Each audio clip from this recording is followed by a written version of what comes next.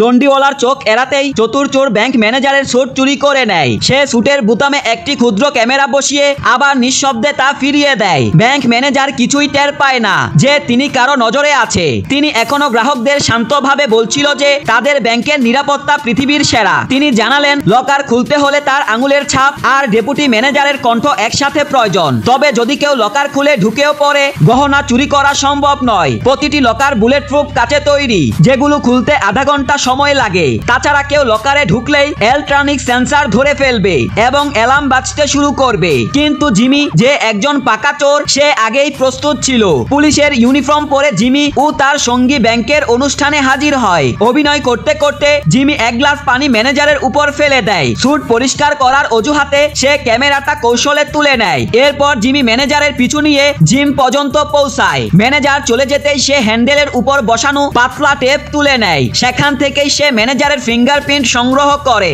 বিশেষ যন্ত্রের সাহায্যে ডেপুটি ম্যানেজারের মোবাইল হ্যাক করে তার কণ্ঠ রেকর্ড করে। এখন তাদের হাতে আঙুলের ছাপ আর কণ্ঠ দুটোই ছিল।